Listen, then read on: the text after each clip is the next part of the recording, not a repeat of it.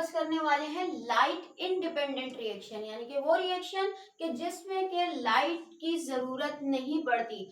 Photosynthesis में हमारे पास light reaction में जो है वो फोटोफॉस्फोराइलेशन का जो है वो प्रोसेस होता है, जिसमें कि हमारे पास वाटर स्प्लिट होता है, इलेक्ट्रॉन एक्साइट होता है और फिर वो जो है वो साइक्लिक एंड नॉन साइक्लिक जो है वो फोटोफॉस्फोराइलेशन की तरफ जाता है। प्रीवियस वीक में जो है वो इसकी वीडियो शेयर कर दी गई थी, अगर अभी तक आपने वो नहीं देखी है तो उसे मेरे चैनल पर जाकर आप चेकआउट कर सकते हैं। चले अब हम आते हैं किस पर, लाइट इंडिपेंडेंट पर। अच्छा, ये जो लाइट इंडिपेंडेंट रिएक्शन है इसमें क्या होता है कि कार्बन डाइऑक्साइड फिक्स होती है और हमारे पास कार्बोहाइड्रेट फॉर्म होती है, यानी कि कार्बोहाइड्रेट ग्लूकोज बनने का प्रोसेस। और ये प्रोसेस बेसिकली हमारे पास केमिकल एनर्जी की जो है वो मौजूदगी में होता है। और वो केमिकल एनर्जी कहाँ से आती है हमारे पास, एटीपी और NADPH2, जो कि हमारे पास बन रहे हैं लाइट डिपेंडेंट रिएक्शन पर। ठीक है, तो अब यहाँ पर देखिए मेल्विन, केल्विन एंड बेंसन दो हमारे पास जो है वो बायोलॉजिस्ट थे जिन्होंने जो है वो ये साइकिल डिस्कवर करी, इस साइकिल को इन्वेस्टिगेट किया। इसके अलावा इसे C3 साइकिल क्यों कहते हैं, केल्विन और बेंसन साइकिल तो इस नाम पर कहते हैं, और C3 साइकिल कहते हैं ड्यू टू के इसमें हमारे पास triose sugar, 3 carbon containing sugar बनती है, दैट्स वाई ये C3 साइकिल कहलाती है। अच्छा, इस साइकिल को हम डिवाइड करते हैं 3 स्टेजेस में। हमारे पास पहली स्टेज आती है कार्बोक्सिलेशन, दूसरी रिडक्शन और तीसरी रीजेनरेशन। इन तीनों को हम स्टेप बाय स्टेप प्रोसीड करेंगे, बहुत ही आसान है और इसको जो है वो हम स्टेप बाय स्टेप करेंगे तो अच्छे तरीके से बात समझ भी आएगी।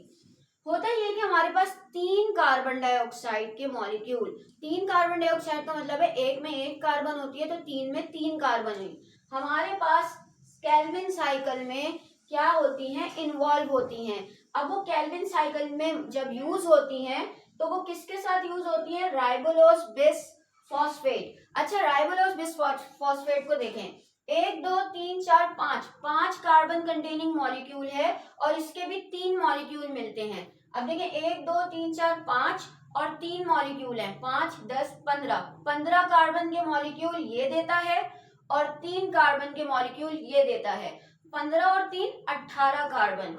अब ये जो 18 कार्बन है ये बेसिकली हमारे पास एंजाइम की मौजूदगी में क्या होते हैं, ये हमारे पास यहाँ पर जुड़ जाते हैं और हमारे पास बनाते हैं 3-फॉस्फोग्लिसरेट। और 3-फॉस्फोग्लिसरेट के 6 मॉलिक्यूल बनते हैं, 18 कार्बन थी, 3 कार्बन का 1 मॉलिक्यूल बना तो 3 3 3 3 3, तो उस 3 कार्बन के बेसिकली 6 मॉलिक्यूल बनते हैं।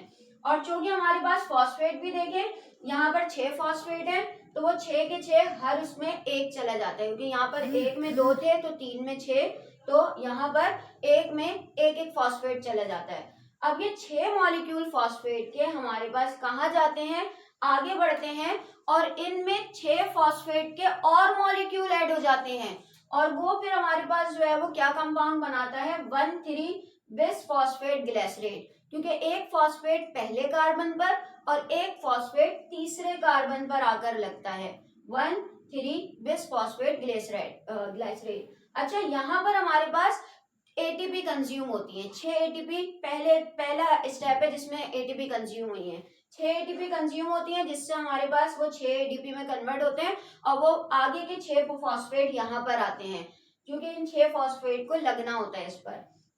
अब क्या होता है, अब अगला, ये तो हमारे पास कार्बन फिक्सेशन थी, अब हमारे पास होगी रिडक्शन। रिडक्शन में क्या होता है, इस कंपाउंड में हाइड्रोजन ऐड होती है।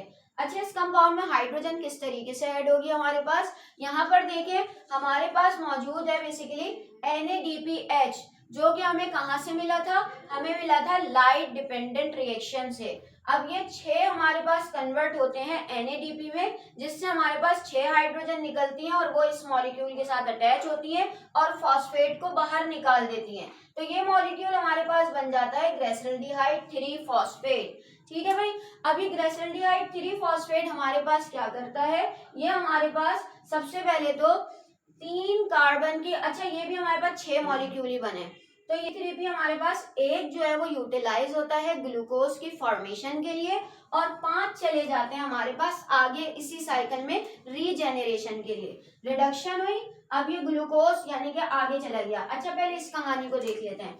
यहाँ पर हमारे पास ग्लूकोज जो है वो बेसिकली आधा मॉलिक्यूल यानी कि ट्रायोज बना। फिर वही प्रोसेस जब हो रहा होता है तो और 3 मॉलिक्यूल आ जाते हैं और फिर ये 3 मॉलिक्यूल करके हमारे पास 3 हेक्सोज शुगर बनाते हैं।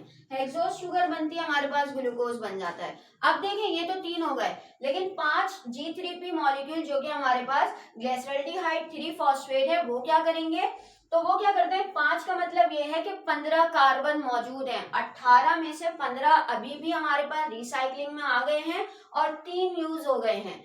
अब ये 15 कार्बन हमारे पास जाते हैं कहाँ पर, दोबारा रीजेनरेट होते हैं और रीअरेंजमेंट स्टेप की तरफ जाते हैं।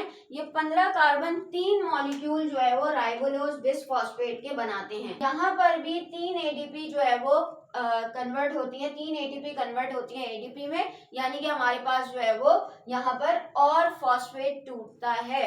ठीक है, वो फॉस्फेट जुड़ता है यहाँ पर। तो टोटल हमारे पास जो एटीपी की कंजप्शन हुई वो 6 यहाँ पर हुई और 3 यहाँ पर। इस प्रोसेस में हमारे पास 9 एटीपी यूटिलाइज होती है और हमारे पास 6 NADPH2 जो है वो हमारे पास यूटिलाइज होते हैं, जो कि हमारे पास इसमें यूज होते हैं। आई होप कि ये लेक्चर आपको समझ में आया होगा। अगर तो ये लेक्चर आपको समझ में आया इसे अपनी क्लासमेट्स के साथ जरूर शेयर कीजिएगा। पढ़ाई पर फोकस करते रहिएगा और अपना ख्याल रखिएगा। Thank you.